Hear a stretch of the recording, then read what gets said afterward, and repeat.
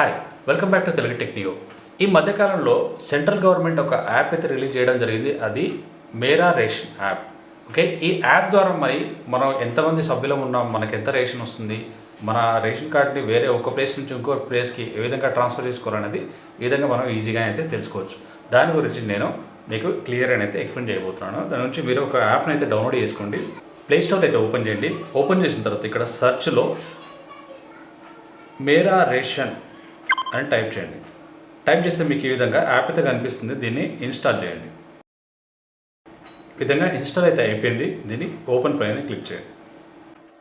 Click చేస్తే అలో మేరా ration send to notifications అని వస్తుంది. ఇలా క్లిక్ చేయండి. క్లిక్ చేసిన తర్వాత లాంగ్వేజ్ సెలెక్ట్ చేసుకోండి. సెలెక్ట్ చేసుకున్న తర్వాత గెట్ స్టార్టెడ్ పైన క్లిక్ చేయండి.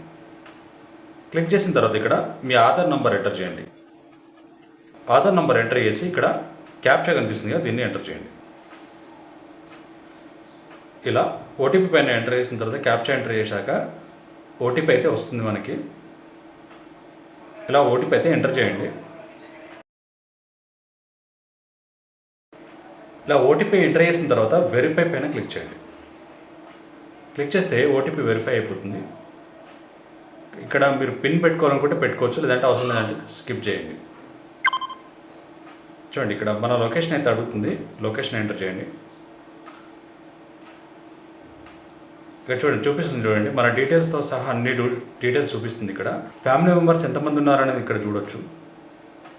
ఇక్కడ కనిపిస్తుంది కదా, ఇలా ఈ విధంగా చూడొచ్చు.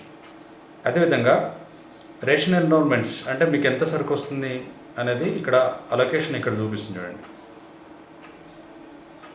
అదేవిధంగా ఇంకా కొన్ని ఆప్షన్స్ అయితే ఇక్కడ యాడ్ చేయాల్సి ఉంది. మీకు ఎంత డిస్టెన్స్లో నియర్ బై మీకు రేషన్ షాప్ ఉందనేది, ఎఫ్పిఎఫ్ షాప్ ఉందనేది మీకు ఇక్కడైతే ఈజీగా చూపిస్తుంది. అదేవిధంగా ఇక్కడ ఒక ఆప్షన్ చూడండి, రేషన్ కార్డ్ ట్రాన్స్ఫర్ అని ఉంది కదా, దీనిపైన క్లిక్ చేస్తే మనం ట్రాన్స్ఫర్ అయితే చేసుకోవచ్చు. మీ స్టేట్ అయితే సెలెక్ట్ చేసుకొని ఏ స్టేట్కి కావాలనుకుంటున్నారో ఆ స్టేట్ని సెలెక్ట్ చేసుకుంటే మీకు ఇది ట్రాన్స్ఫర్ అనేది అవ్వడం జరుగుతుంది. దీంట్లో సపోర్టింగ్ డాక్యుమెంట్స్ అనేది అప్లోడ్ చేయాలి. అప్లోడ్ చేసి దీంట్లో అయితే ట్రాన్స్ఫర్ అయితే పెట్టుకోవచ్చు. బాగుంది కదా. ఓకే, మీకు నచ్చింది అనుకుంటున్నాను. నచ్చితే లైక్ చేయండి. మరిన్ని ఇంట్రెస్టింగ్ వీడియోస్ కోసం మన ఛానల్ని సబ్స్క్రైబ్ చేయండి. Thank you.